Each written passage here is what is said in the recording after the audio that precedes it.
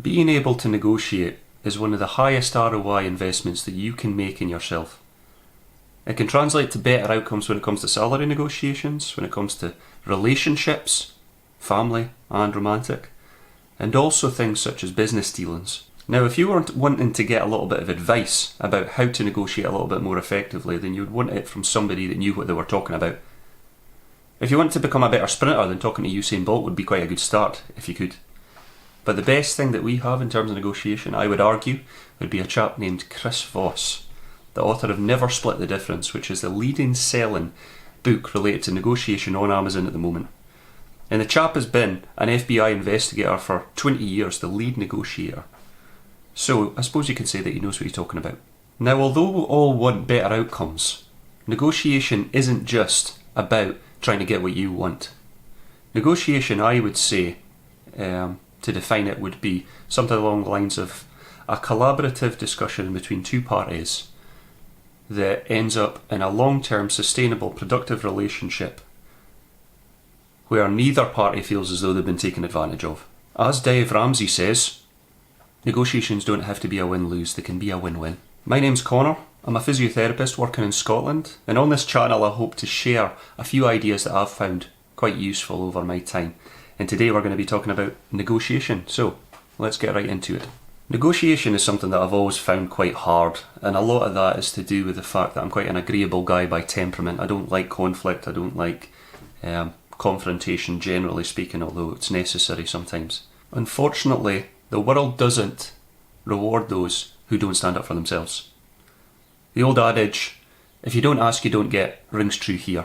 Robert Greene outlines this quite effectively in his book The 48 Laws of Power, where he says, it is up to you to set your own price.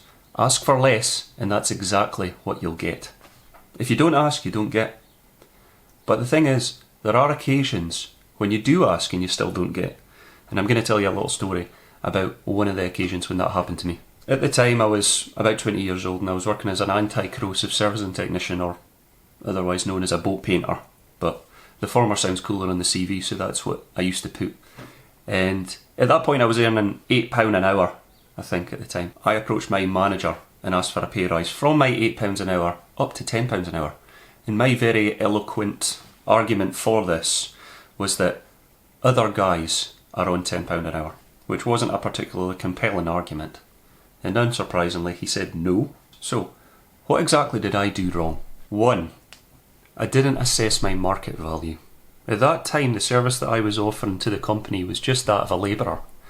It was something that the majority of people that are healthy and able-bodied can do. It's not a specialist skill, it doesn't take a huge amount of training. And for me to start asking for a large amount of money compared to other individuals, well, he could just say, no, it's okay, I'll get somebody else in to do that job.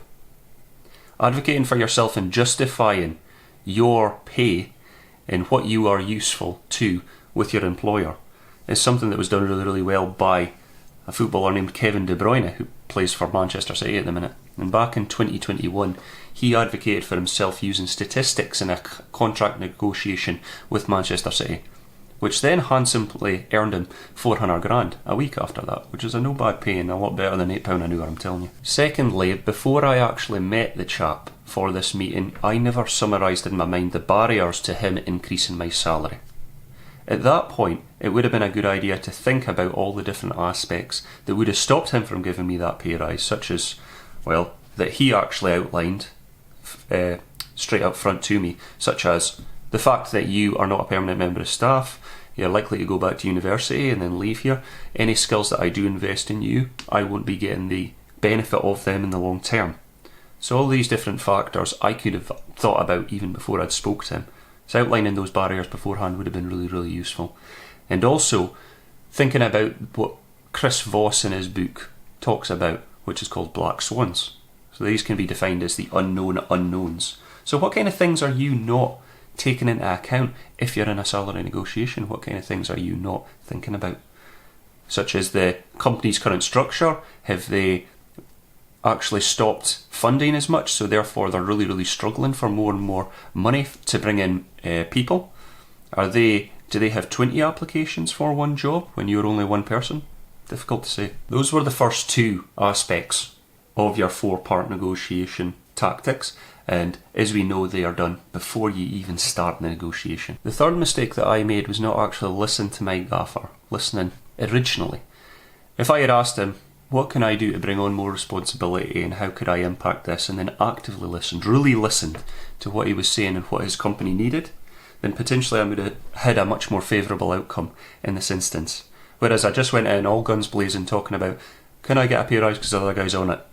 It's not going to float, mate. A couple of hints for this active listening approach is to have an upright, attentive posture, using a light tone and asking open-ended questions continuously. Also being really, really alert and making eye contact the entire time so that they really know that you're engaging with them. The fourth mistake was not justifying my position. After the active listening, I could have really related that to my skills and then articulated that as best I could to really try and hone in on what kind of value that I would be offering to my employer. Therefore, that would have justified my approach, and it would have justified how I could have been worth more to the company and therefore getting a salary increase. A couple of other pointers that can be really, really useful for salary negotiations if you're in this situation would be things such as thinking about dodging tactics.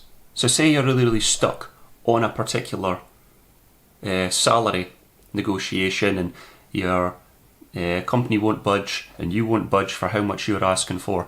Maybe you could start to change the dynamic and say, okay, let's just hold on the salary negotiations for now. Let's talk about something else very briefly, such as pension contributions, annual leave, etc. When you're discussing salary, do not be the first one to say a number.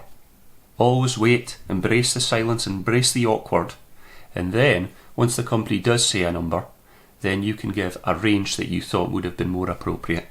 So say, for example, they offer you £30,000 a year, then you can say, I was maybe looking for closer to the £35,000 to £37,000 a year range.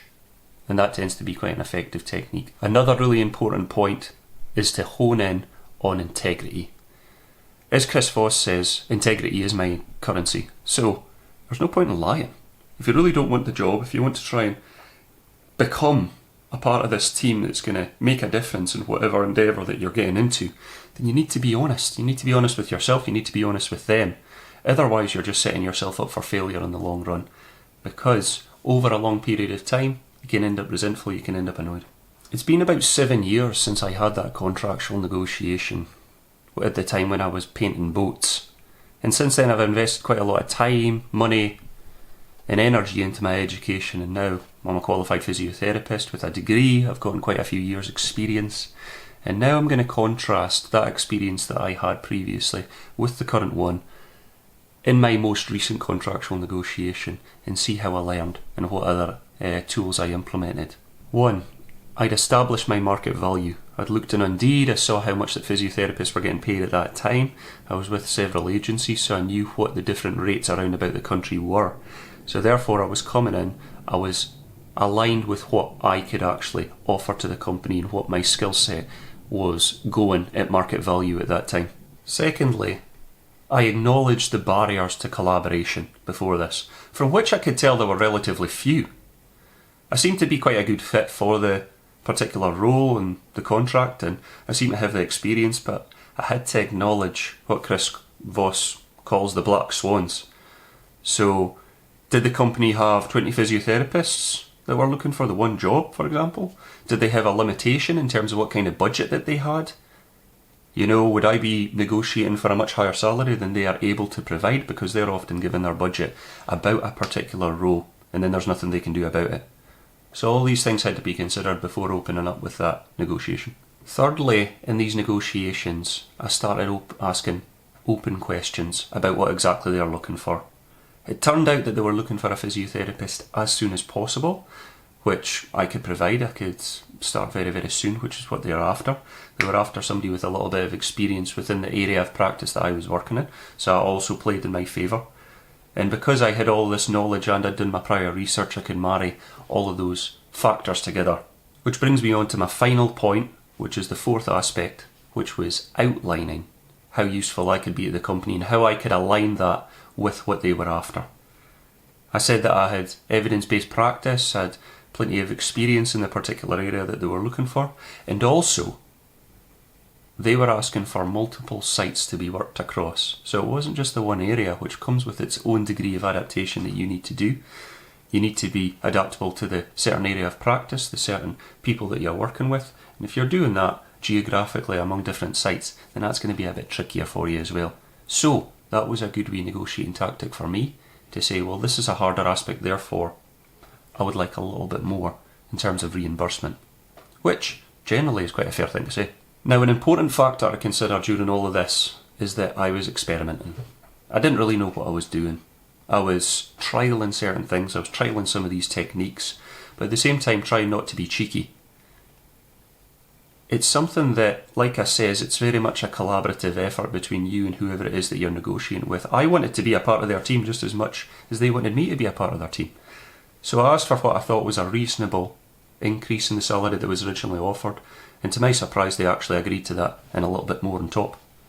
So, comes back to the first point, if you don't ask, you don't get. If I just accepted that initial salary, then that's what I would have got. So you need to set your own price.